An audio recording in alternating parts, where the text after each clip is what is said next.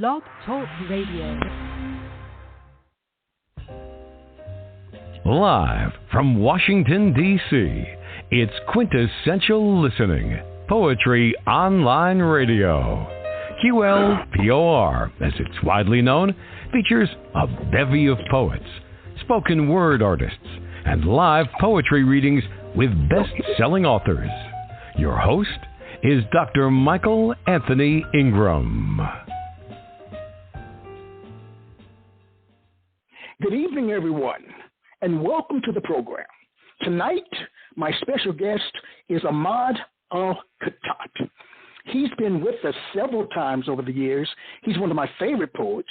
He hails from Montreal, Canada, and he's written a new book of love poetry, Noemi and the Lips of Sweetness, and he will join us shortly.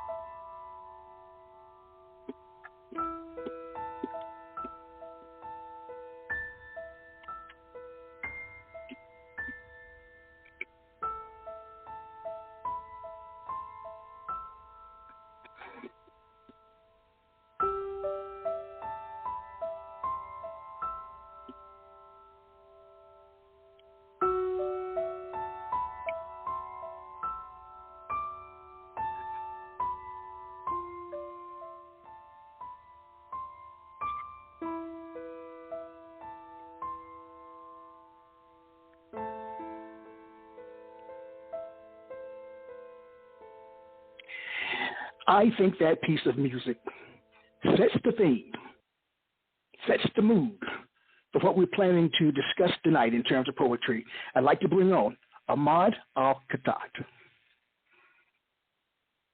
Hello, Ahmad. Hello, sir. Hello, how are you tonight? I'm very good. How about yourself? Great. Welcome from the United States, from Washington, D.C. to be specific. Thank you. Well, welcome from Montreal, Canada. Yes, it's always good to hear your voice, my friend. You've written a new book of poetry. Yes, Noemi it is. and Lips of Sweetness. Yes. Tell me about the inspiration for the book. I want to hear everything. Well, okay. I don't know about you, but I think everybody, don't know the whole story. Well, I've been dating my fiancée, Naomi Stafford, and I decided to write a love poems book for her. And today I decided to share a big announcement that this book will be published next year with more poems, and it's going to be bigger. The reason why I'm doing that is because in 3 weeks I'm going to marry her. Oh, congratulations, my friend. Congratulations. Thank you, sir. Thank you. So you're sharing with us tonight poetry from your upcoming book, and you're getting married in 3 weeks. Wow. That's a first for this program, so that makes me very happy. What I'd like you to do is to share some poems from your book. Sure. So we start with this one. This one, the title is One Magical Kiss. It's the perfect time to kiss me, as in this moment. Rest your lips on mine, pulling at my tongue me more than once, twice, until I get a taste of your pure love that grows lively and profound. Without your love and support, I could be a guest by the door. Your kindness below the moonlight steals my breath and gives me chills. Before you, every other cuddle I had in my past had been wrong. No, The universe has turned into spring as I watch the flowers bloom for you. I inhale your expensive perfume and I become numb when I get a loving taste. I enjoy smelling your body scent, resting on my mind from the noise of war. The candles denied my wishes, since no one stand wishes for me. With eyes crying, I wished myself to see the sunshine on your. When I miss you, I cannot dream of you. When you are sleeping in my heart, you are the warmth and solace. Will you come back before I sleep by myself? That's the first one. So there's another one I can share called Lips of Sweetness. Your sweet lips speak nothing but kind words, as if you were reading verses from heaven. When those lips draw near me in bed, I hear the echoes of lovers from the distance of moon. Your eyes and lips are the first ones to remind me of my desires on the lake, stars, and the moon. At night, I enjoy the rain because it spreads your taste upon your skin below your red dress. The universe has moody seasons with people who whisper to break our shields, but come closer to me, and my secrets will become the shadow to protect you all night. For you, I will drink your wine and break all the bottles of sorrow. For you, I will inhale your sand and damage all of my griefs. Even your perfume has a promise to seek you with the beat of my heart. Hopefully, I will turn myself into a candle to hear your voiceless wishes. So that's another one I have called Every Move You Make. Every move you make with me, I feel the wind blowing my soul to you with a scent of love to your pores, to take you above the roofs of loneliness. Before the night, you are dripping honey. In the daytime, I am drinking honey on your flowery lips with tears to asking you to come back. I will tell you that you are my mirror as we cry together and laugh, and I laugh on my own because your body and red lips are the reasons why I can see the stars. Little secret? Do you want to know a secret? I adore dancing in the dark. With my eyes closed, I smile with tears. With only a kiss would end my thirst to write haikus and free verse, with birds singing love songs. Hope to be easy to wish or dream with you, but Baghdad has destroyed my infancy hopes. Oh, Naomi, stay with me a bit longer, across the lines, until my soul and tell my spirit that everything will be all right.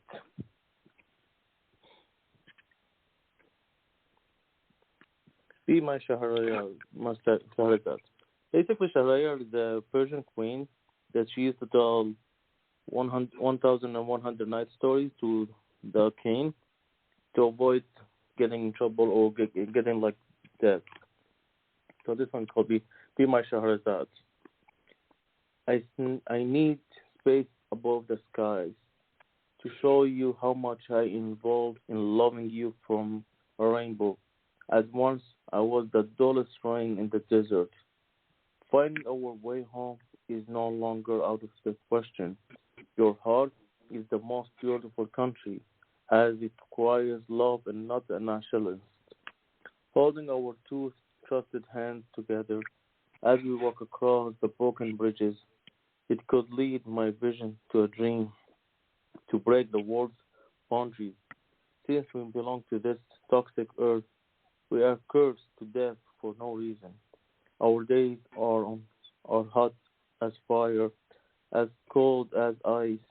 Therefore, stay strong as the mountains. In the shadow of beautiful darkness, we are not the strangers to undress.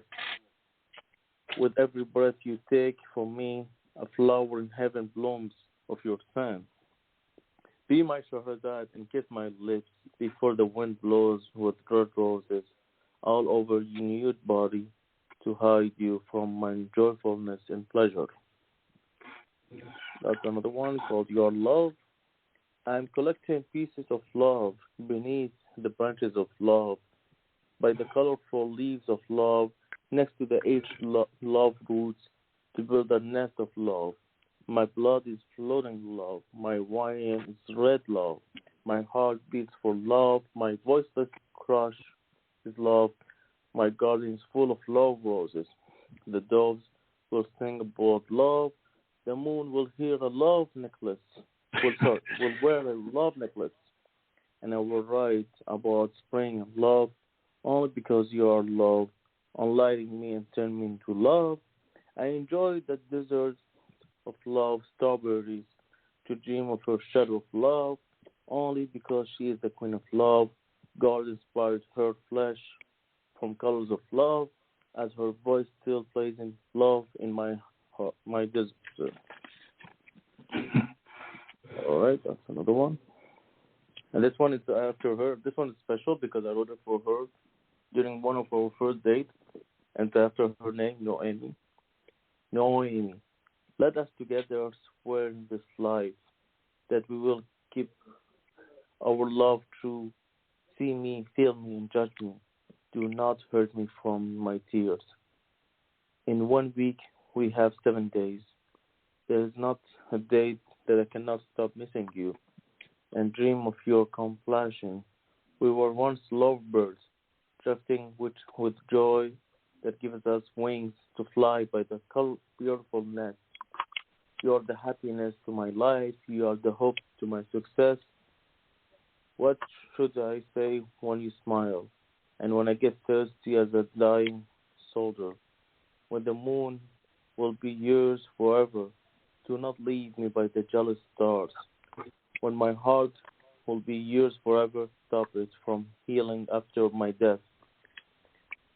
Did you know that when I make you cry with tears rolling down your cheeks, I see the map of death forcing me to go and walk with 2 bleeding hands? Noemi, help me bury the darkness and let our love create the spring where I can feel your kind kiss, your lips kissing far away my moonlight bedroom. God will protect you from nightmares, and I will love you like a mother cares for her own child. I will draw for you a ring and ask you a romantic question. Will you marry me, Naomi? No pleasure. It is a yes. Then unwrap me from anxiety. If it was no, tie me down mercilessly to the point where I will never close my eyes without saying your name before I die. That's another one. And that's one called Painting You. I will be painting you below the curious moon next to a palette of mixed emotions with a brush full of memories. The truth is, I'm a sad seer and not the color of the rainbow. In your eyes, all the colors dance over your canvas. I see the smile of yours truly, and the arrival of the summer sunrise, and a feeling thirst your lips under the rain. Make me your model for a moment. Catch me with your will for an hour. My soul and eyes must be awake to feel your touch like an angel's kiss. I will color your moist lips with the colorful leaf from autumn in your hair, and I will draw the running horses dancing on your sand forever. That's another one, and this one is called I Just Want Your Love, Noemi. We all ask for many things. Some objects fade away while others survive, but as long as I live, you are the only one woman I need. My first kiss with you was magical. I could taste your lips, and together we said welcome to the blue moon and goodbye to the sun. Never think about being alone. Never wish for anything else. I just want your love for the rest of my journey, away from tears. My first year with you is more than a dream I could have asked for. I'm honored to be the man who adores the seasons by you as an inspiration. Light the candles and fly by the stars, and let me be the vampire biting your bloodless flesh in non-existent pain. Instead, I will tattoo my love for you. No, Amy, you are the one who how to live and dream immensely, away from my dark fantasy of death, with a knife next to my tear in a lonesome night. I am numb until your fingers guide me while I'm melting from the top of my rusty earthquake that will make us into two stones, catching friendly fire in the middle of every night. I just want your love and nothing else matters. If you are thirsty, drink the water from my spirit's hand and dance with me in Baghdad before the tears of joy become black like in the days of my funeral. Your strawberry bites are still moist from my smile, and your perfume still alive on my neck and beard. If someone comes and tries to break us apart, I would blind him, and from how much I miss you right now. Okay. And one last one.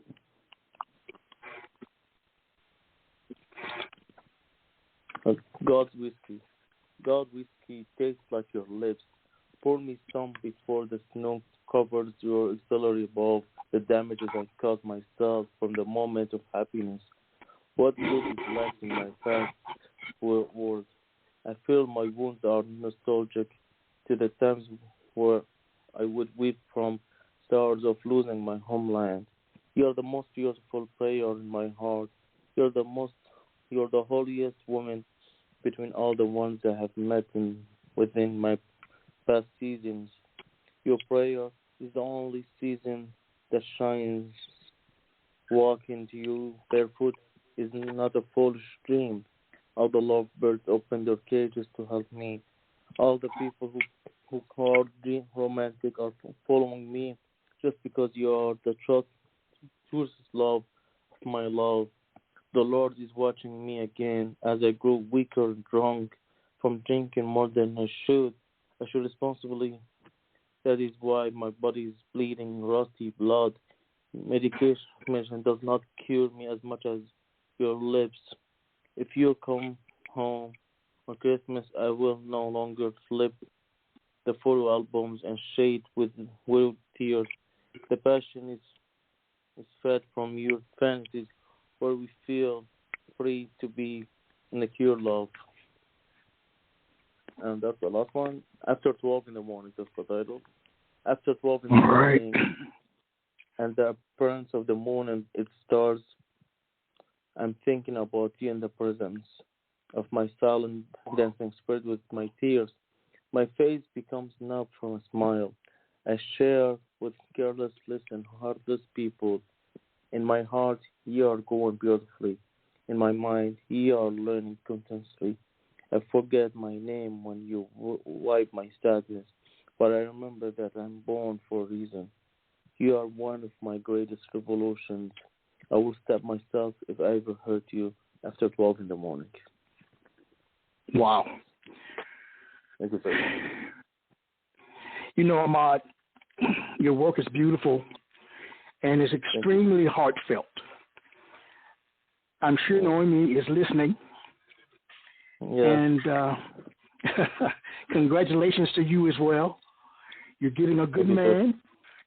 And you've been a guest on my show many times. Yeah. And we've had opportunities to talk about numerous issues in the world, but primarily your experiences growing up in Iraq, the Iraq War, moving to the United States. How did you make that leap from that heaviness to this lightness? Talk to me. Well, sir, let me tell you something. You see, in this world, every single human being needs a partner. So you see, like, I once was talking to Naomi, and I told her, I was like, my homeland is gone. It's not the same home country that I used to have. And I asked her the question. I was like, would you be my homeland? Wow. Because, in the year of 2019, when I went back home for the first time after the war, everything was not the same. People are different, mentality is different. Everything was different. It's not like, like you see, even my friends are not the same people. Even like to the point I started feeling homesick, and I was like, is that normal?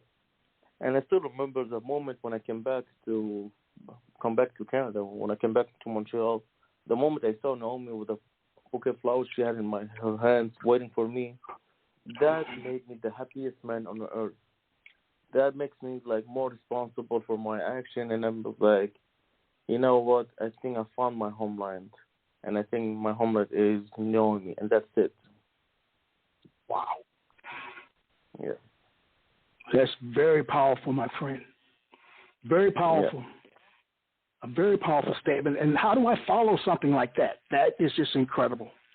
I'm glad you found your homeland, a new homeland, where you feel safe and secure. That is so important. Yeah. That is so important. Writing love poetry is not easy. Yeah. It takes a different kind of energy. Talk to us about writing love poetry. What did you learn about yourself from writing love poetry? Well, writing love poem, it's very hard. Why? Because when you write a love poem, because it seems, in poetry, as a true writer, we can write as much as becomes overly cliche, which becomes really unprofessional, or sometimes it could be really bad. But if you want to write a love poem, it becomes very emotional to the point that some of the poems I read you, they took me days. Some of them took me 2 months. Because, love poems are actually the hardest part of poetry. Because, you're not going to say, okay, I love you, Naomi, that's it. Because every word may mean a different meaning. Like, you see, once I had a question, someone asked me, why you're so crazy about lips? You keep asking, kiss me, lips, kiss my lips. And I was like, you don't understand. Lips is where the word comes out. And those words, each word have a meaning. And, trust me, there are countries who had battles and fights for years and years because of the words that people said by mistake. So that's why I say, my thirst, lips, I'm giving this hint. So it's not easy, But what I learned, personally, what I learned from writing love poems is I learned that to share my grief in a way that makes people feel comfortable. Like, you see, when I say kiss my lip, kiss me and let me forgive about my sadness. Kiss me because, I cried so many days in the war. I don't want to remember those days. I just want to have your lips kissing me and tell me that's it. Stop crying. Wow.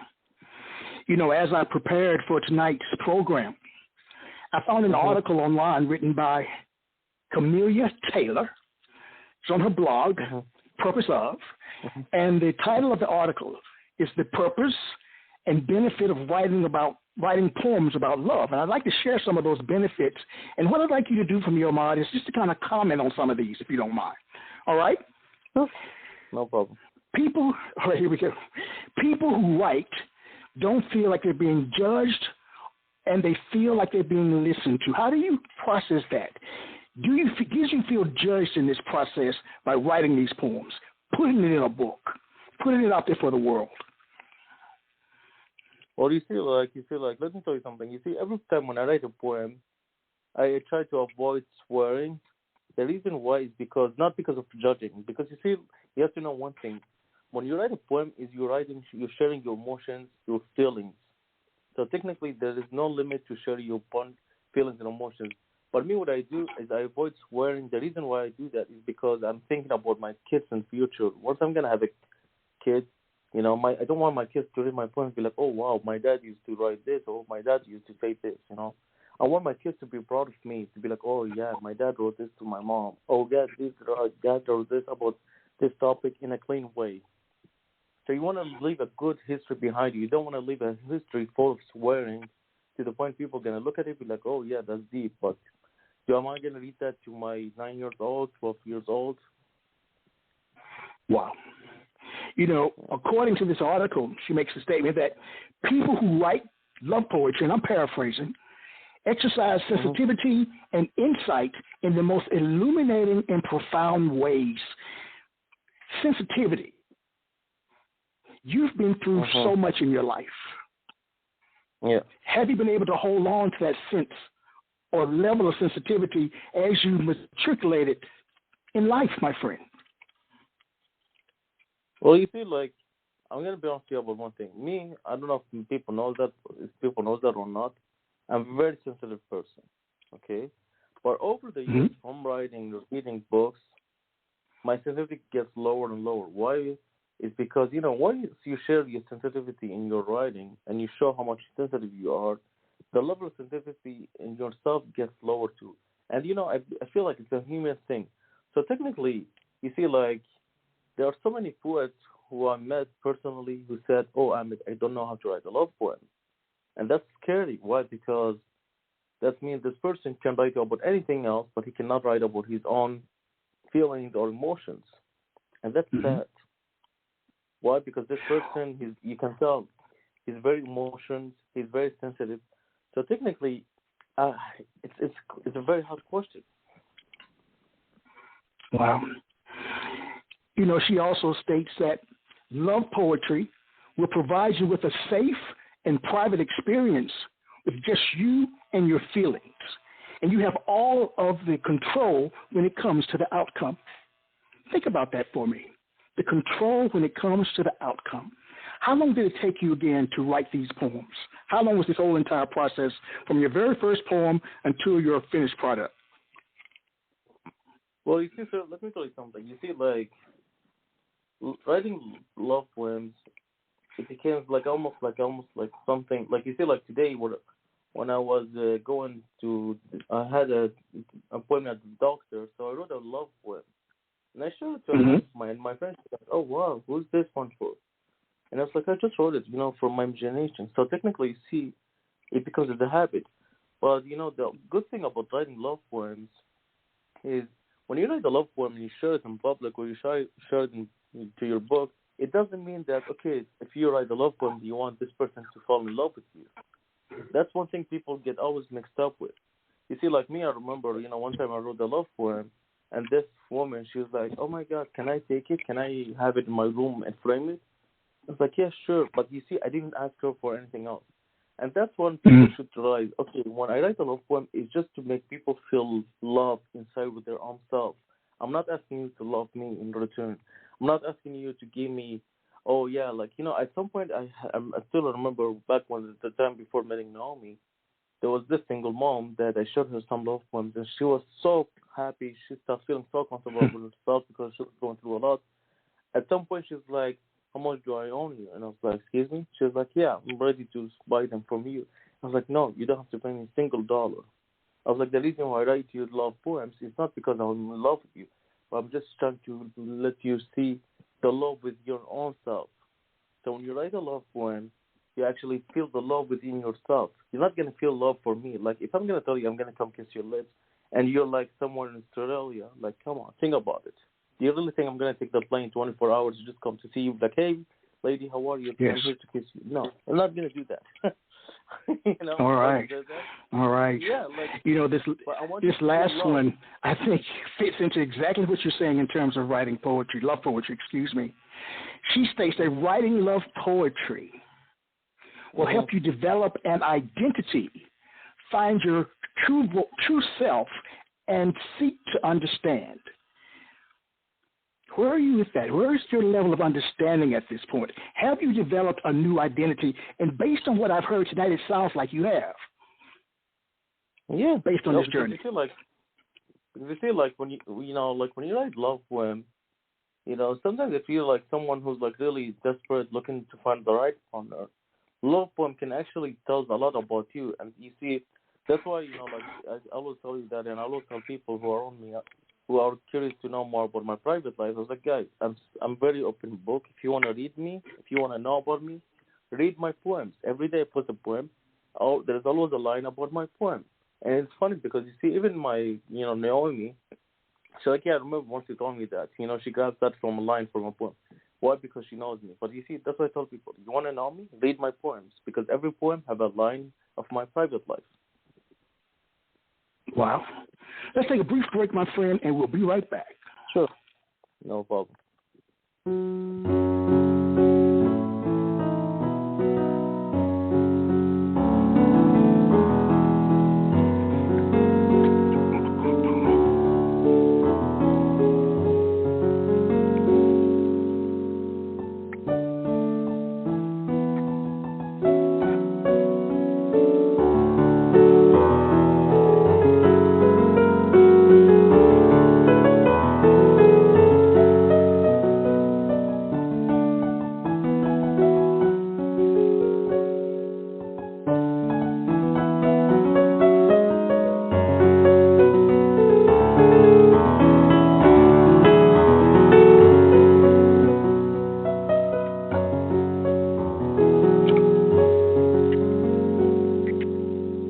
We are back.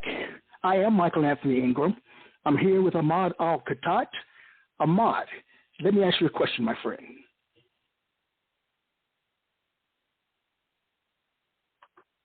All right, Ahmad, are you there, sir? Yes, all right, I know you're calling from Canada. All right. Here's my question to you, my friend, and I want you to think about your work, what you've written over the course of time in this particular book. Is a poem letting your guard down or building a wall? That's my question. So what is your question? Can you repeat it again? Oh, yes. Is a poem letting your guard down or building a wall? If a writing a poem can build a wall or building a garden down, is that what okay. You want me to say it again?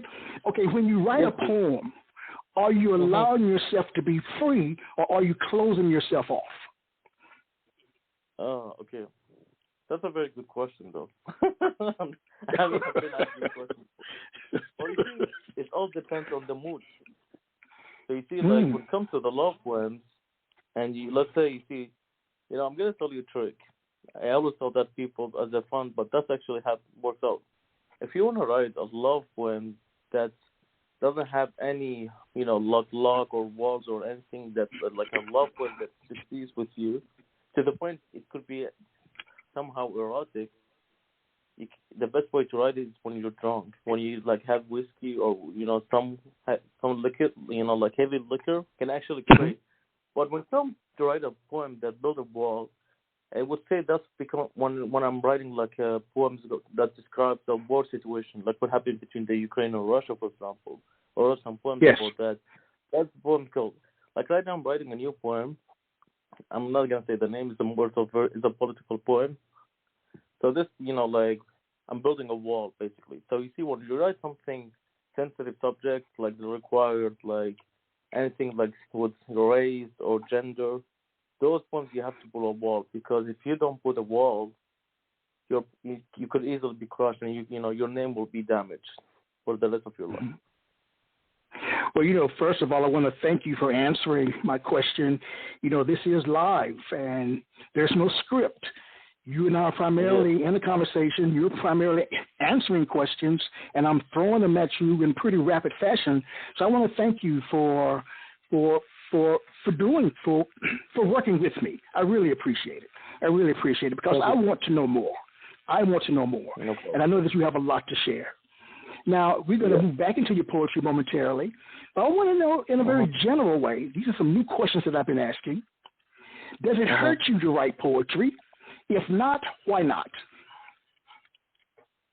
Well, you see, the only time it hurts me to write it hurts me to write a poem is if I'm losing a friend.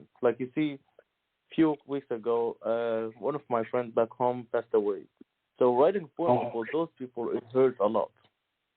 You see, I remember one of the reverses lines I wrote, I said, I wish his coffin can speak so I can give him my body and give you my spirit to you. So, we can do exchange. I can let you live and watch your kid growing and I can't sleep and lie down instead of you. Wow. So you see, poetry could be harsh when you write about someone who you're missing. Like, Yes. I remember the time when I used to date this girl that I told you about before that, she died in an explosion back home.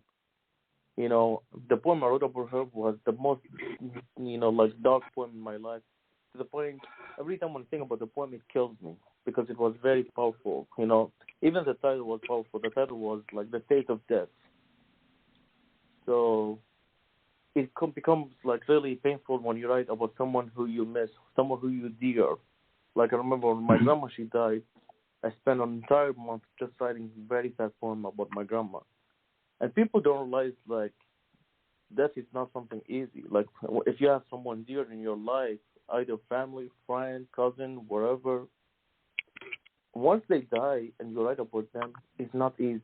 Like, you see, like, I remember one time, there was a friend of mine, he was a big fan of my poetry, and she was always supporting me. And the moment when she died of cancer, I started writing love poems, and people were like, oh my God, who's this person? Who's this lucky people? But when I told them the story, everyone was like, oh, I'm sorry. Like I remember one time I wrote a poem for her called, My Daughter Drawing, and it was a prose poem. The whole idea behind the poem was, I'm just like having this idea of me and her getting married and have a daughter, and the daughter, she was crying because she said, Daddy, I'm sorry, but I drew a heart, but this heart cannot take two coffins, can only take one coffin, so I decided to put my mom coffin. Mm-hmm. So people, when I even remember, I shared this poem in like open mic poetry, spoken poetry. So yeah, it could later hurt. Like even some of the poems I have written, they're not even finished yet. Why? Because it's hard. Yes. Like you don't want people to read harsh stuff from you. You want people to be close to you. You don't want people to be like, oh my God, like I can't read this. Mm-hmm. Well, one last statement that Miss Taylor made is that writing love poetry, while an emotional pain, is a great way to process and deal with it. Love poetry helps you heal. And with that, I'd like you to start sharing your work again. Mm-hmm. Well, you see, like, any kind of poetry you share or you write is a healing. It doesn't have to be love specifically. Like, even if you write poems against wars, a poems about peace, a poem about depression, anxiety, it's a healing. So you see, one time I was reading about a Mexican poet that he wrote a poem about depression, and he said, I thought depression was only for white people. And that line just hit my head. I was like, wow. Like a Mexican immigrant. And he said, I thought depression was only for white people. I didn't notice that depression was for everybody. And that two lines, when I read them, I was like, wow. So wow, that is a powerful line. It really is. Yeah. So you see, this guy, when he wrote that, I'm pretty sure he felt so much healing after that. Because you see, like, even me too, like, me, I said, I thought depression comes after the war, but I never thought that depression can stay with me until the moment I'm going to be dusting my grave. Yes. Yeah. Very, very profound, my friend. Please share your work. Yeah. Sure. So I'm going to share you one of the poems. You want me to share you the one I wrote today? Yes, I'd love to hear it. Sure. So this one I wrote today, so it's like still fresh new. Okay. Let me draw you on my gray surroundings. Extend your arms and hang the moonlight. Rise on my sunny mouth until my shyness rusts. Those clouds are pouring for the pleasure of your presence. Look at me with your beautiful eyes again. You will see a blooming smile on my face, fine like a flower that continues to grow in my face with droves of my emotions and feelings. Your lips taught me how to write deep lyrics, away from the language of mankind cruelty. Hug me and tell me that the earth is still spinning. Kiss me and tell me that we are in the season of lost by the stars. Wow. Yeah. Thank you for sharing. Yes. On my way to see the dentist, yeah. All right, so I'm going to show you another one from the book. So this one, I wrote this poem. It's funny because it was kind of like I was watching the Titanic with Naomi, and I was very emotional at the end, especially with the song "My Heart Will Go On" by Celine Dion. So the title is "A Leaf to Your Branch." I'll be always your Jack Dawson. That's the name of the character in the Titanic movie. Even if there are hundreds of men with diamonds and roses for you, I will give my heart and spirit for you. The sun shines and sets, and the moon appears, then fades away when the sun rises. The warm sun dies, and the sky gets darker. I'll be last autumn leaf to your branch, even when there is no tree but your seed. With the heavenly stand that I once inhaled, I die from being a rose, but once I remember your kindness, I'm reborn. Oh, my eyes, is it late to stay awake? Isn't it time to sleep and rest? But why should I sleep with tears when I have nobody to wake up for? All right, so that's another one called Sleep Well. Sleep well, my princess. It was a long day. Close your eyes and wait for my arrival to become the night of your dreams. If I thought for just one moment to tell you that I will always love you, the darkness is arising in minutes while you are kissing me. My emotions are blossoming between your warm heart right now. Open your arms like a flying dove until I catch you to fly higher together. Do not be naughty at 3 in the morning. Let me kiss somewhere other than your lips. Let me touch somewhere other than your breast. Just sleep and rest on my favorite pillow. Sorry, that's a bit erotic. I forgot to mention. Very nice. I like that. All right. Okay, so this one we are one. I was born in a heartless and careless homeland, which explains why I'm a lost queen. Well, who is lucky, you or I? We love and support each other. Until we're both die in years, our relationship is stronger and deeper than anything. Tonight, I will be a guest in your dreams, just like you will be the angel in my prayers. The moon is cold and I'm cold, but warm when I touch your beautiful hands. The stars are away, the clouds are near. I stay awake looking at your midnight eyes. Love is warm inside of you. It feels like there is no space for unhealthy temptation, but there's the sunrise. That's a bit erotic. Mm-hmm. By the way, I write a lot. Very nice. If nobody knows, Very nice. I do write erotic too. So that's a small one, like really small. Out of the 27 letters, because in English we have 27 letters, just to make it clear. Out of the 27 letters, I spelled my love to you in more than 27 languages. Small poem. Wow.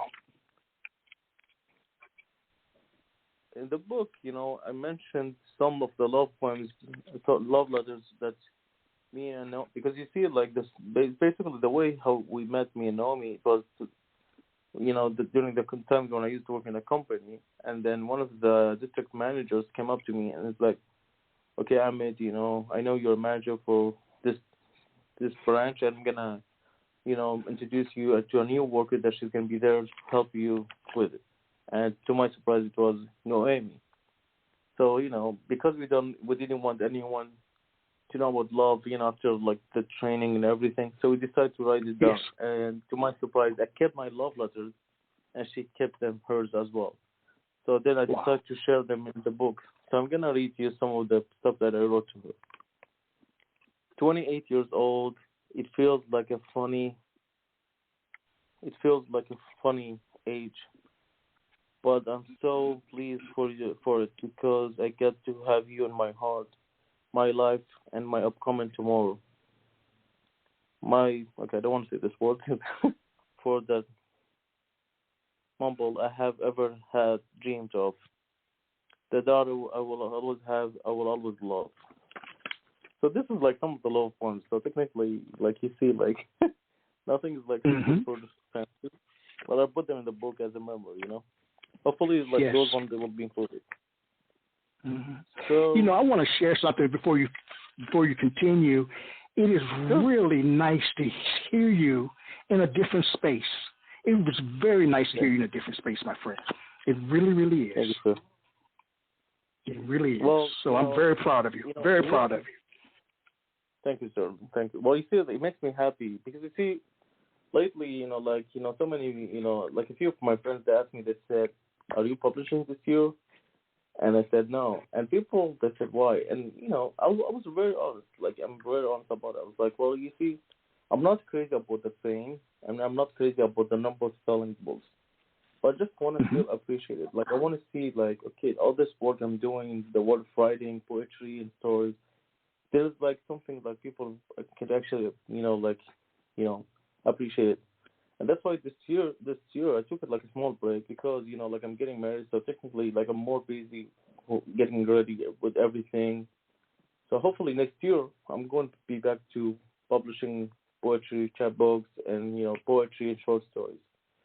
But you see, today, the very important day, I forgot to mention one very important information. Since we're talking about love and my love to my future wife, today is actually her birthday. Oh, wow. Oh, yeah. That makes it even more special. All right. Yeah. Happy birthday, Naomi. So, yeah. But you see, sir, talking to you specifically, talking to you and talking to some other people who I met by social media, that's the interesting part people should know. Talking to, when I met friends on social media, I learned more about myself than in real life, because you see in real life you see like it's funny because it's like the first time when I wrote my first poem when I was 10 years old, I showed it to my parents were like, oh yeah, good job, but they were thinking that I was actually copying some other poems and call it my own, but they don't know that actually I was like, no, that was actually my own. Wow. So you see, when you met people by social media, and those people, you never met them, you never saw them, you never even thought that one day you will be able to talk with them, as you said, live, on broadcast, or... It's a very interesting experience. And that's why I said to people, if you have the creativity of writing anything, short stories, novels, poetry, anything, share it. Because this world, there are so many people with voiceless voice that needs to hear their stories written. So you see, like, for example, like you see right now what happened, which is sad in Ukraine, with the Russians. So you see, like right now, whenever I go to a bookstore, I don't see books that written by Ukrainian authors. Why? Because, Russians are blocking anything that comes away from Ukraine. All I see is like Russian writers, Russians poetry. I was like, you see, if we have a stronger community, speak and tell what's going on inside the country. And that's why I support my people right now, especially Iraqis or even Arabs from Palestine, Iraq, Syria, who are starting to write in English. That makes me very happy because, you see, since the 80s or 90s, our voice was muted, especially Iraqis because of political reasons, because of the Asian regime we have, like the previous regime from 1979 to 2003. The Iraqi voice was muted. So technically, it was more like the government voice, which technically was more like dictatorship rules. But I'm happy, you see, like now we can read about the Syria, what happened in Syria from books written by Syrian authors and not some others writing like you hear sometimes like Edwin Smith, William. No, we need some Arab writers talking about what happened in fully truthy and honest writing. And that's why you see me, I'm proud to say that I'm happy to share sometimes poems. And that's why I said to people, use social media to share your thoughts, ethical knowledge, like people want to hear. Like you see, I'm one of those people who are actually curious to hear about if Ukraine have good poetry. Like you see, my main inspiration when it came from writing came from Russian, from the Soviet era. Why? Because since I was a kid, I still remember my mom, she used to put me those comics or cartoons that I used to watch, they were like all from the Russian area, from the Soviet era, more specifically. And that's why I got my inspiration. Why? Because they always talk about leaves, death, gray. That's why, I don't know if you notice or people notice, but my writings always have this kind of sense of griefness or deadly. Why? Because I learned that from the Soviet school of literature. Mm-hmm. So yeah, that's what I said to people. I said, you see, that's what happened in Russia. You see, like Russia back then, before before they lost the Soviet Union, they used to share their literature all over the world, even in my country. Like when I went, I saw some books were written by Russian authors, translated in Russia, and been sent to Iraq. And you see, that's a gift. Like that's what I'm telling people. Now you don't have to print a copy of books or save money. Now, once you share something online, or you can even do subscription, take advantage of the situation that we have today. Because as you see, you know, I'm pretty sure you agree with me. Back in the 90s or 80s, if you want to publish, it was not easy. Why? Because your book has to go through some people. They're going to have to read it, whether they like it or not. They're going to ask you to change. Like, believe me, if I said that to you back in my country when we used to have the regime of Saddam Hussein, if I was there, like if I want to share a poem to the newspaper or magazine, there is the people who's going to read it. They're going to ask me, they're like, okay, you're not allowed to use this word. You're not allowed to use this word. You have to change this line. You cannot say this. And then, they're going to give me a paper with like 1,000 words that I cannot use. Can you believe that? That's how it used to go. Meanwhile, today, nobody tells you to change a word. Nobody tells you, like, okay, you're allowed to use this word, but not this word. You're not. Like, believe me, I remember one time I was watching this interview with a poet, and this poet happened to have that he's a twin, so he have a twin brother. So he said, I was reading a poem, and in a small coffee shop. So it's like the poem, was like more to like talking about Baghdad. So he said, it's like I was saying, like, okay, Baghdad, the Red Star. He said something related to the Red Star, represent Baghdad and everything. And the funny thing he said, I got caught and I was in prison for 2 weeks. And he was like, the reason what happened is because the regime heard the word Red Star. And the Red Star, we all know it's like part of the Soviet Union. But the guy, he said, I used it as another image. But because the regime, the people who work in the regime didn't have much of knowledge as much as I did. So they thought, oh, he's comparing Baghdad to the Soviet Moscow. Wow. Ahmad, we're going to run out of time, my friend. Sorry. You are a fascinating man. I think I'm going to fly to Montreal and just sit down so we can talk. And you can tell me everything. Because when you get on a roll, boy, you get on a roll. All right. We have time for 5 more poems.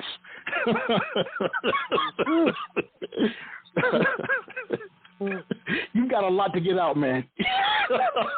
You've got a lot to vent. Okay. So this one, the title is Cold Hands. Is it cold outside and I am on my own with cold hands by the cold light and traffic, yet you are still on my mind. Nobody wants to hear me. People are busy with their own daily routine and endless problems, and I'm weeping for missing you. The wind blows lots of waves, leaves, and the autumn clouds drop rain. With lovers dance under the moonlight while I'm still standing to all the stars. The streets get less busy and children sleep listening to their grandparents' old tales. Meanwhile, I'm dreaming of your perfume and smiling from your old pictures. I prepare myself a warm cup of tea with a few cigarettes left in the pack. I smoke and write about the days we loved. I warm my lips to recall your words. One thing keeps me stronger. You're in paradise, and it feels good to see you beautiful without makeup nor tears from all the years I waited to kiss you. My angel. My angel is my girlfriend. My girlfriend is my heaven. I love her and I hate myself. Together we are 1 plus 1 equal 1 heart. If I touch her 2 hands, they will amuse me as they melt away from my stress and offer me pleasurable experience like no other. I have tasted the water until I met with her and drank her, honey covered with lips, and wept with the night tears that have sparkled of happiness. She is so beautiful that the sun rises instead, and I am unable to feel her flesh on me, since she is my morning butterfly. Okay,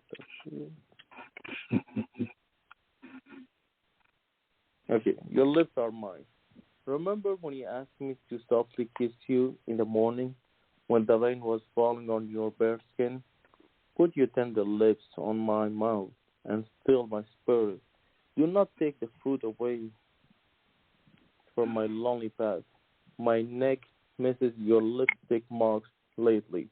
I drink a lot and kiss my bottle of whiskey just to remember that your lips are mine. The thirst for your lips does not mean that I'm looking for water or straining again seasons. Always walk barefoot by the colorful flowers and butterflies. Let us candle tonight and break no bones. My heart is a love letter from Christmas.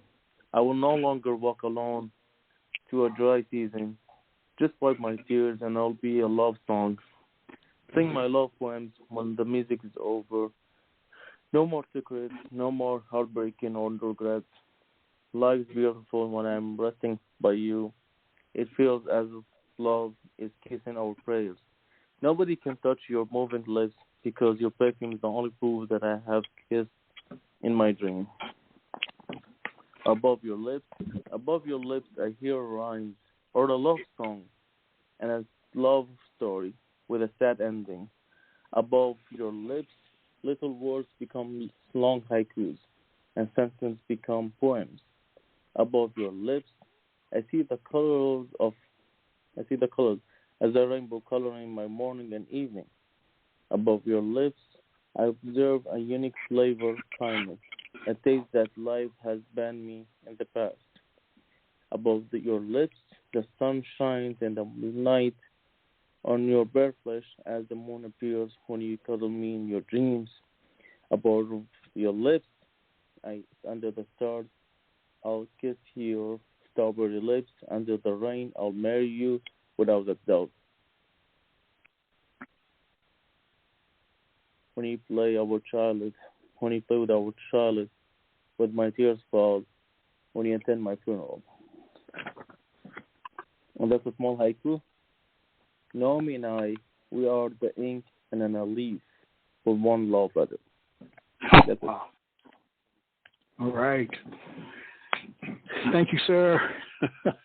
Thank you for favoring us tonight, for sharing your gift, sharing the love that you have for your fiancé. I wish the two of you nothing but the sky and the heavens. Thank you. You know, Thank you, again, I'm very happy, and I'm happy because you're happy. That makes me happy. Thank you, sir. You know that you're welcome back here anytime. So when your next collection comes out, just let me know, and I'll have you on the air as soon as you want me to. All right, my friend? All right, sir. Now, we did have one person, a caller. I'm going to see if I can bring this person on. They may have a question for you. How do you feel about that? Sure. All right, let's see. Area code 804, the first two numbers of 519. You're on the air with Ahmad. Good evening. Well, good evening, Dr. Michael Anthony Ingram. This is Harold Christian, and I bring you greetings from Glen Allen, Virginia. And also, Ahmad, thank you so much for sharing your love this evening. Thank you. I never looked at poetry. I looked at poetry now in a different way. Your poetry can be about anything. Mm-hmm. Your poetry is displayed through love, different levels of love. Mhm. Wow. Different levels of love. Thank you. Yeah. Anything else you'd You're like welcome, to share with Ahmad. Ahmad? Please continue. Well, nothing else. I enjoyed the show, and I look forward to tuning in again. And, All right, I like thank that. you so much, Dr. Michael, for just being here and being so consistent. All right, thank you. Hey, maybe one day you can be a guest on this show. Keep writing. Yes, sir. Yes, sir. I've definitely been inspired tonight. All right. Thank you for calling in. All right. That's nice. That's nice. That's nice. All right. Good people. We're at the end of another show. I want to thank all the listening audience for tuning in as you do every week. And as you know, what I share when we finish is let poetry ring somewhere throughout the land. Until next time, I'm Michael Anthony Ingram. Good night. Quintessential Listening, Poetry Online Radio, is available on iTunes, Spotify, SoundCloud, and Stitcher. You can also check out the website at QLPOR.com.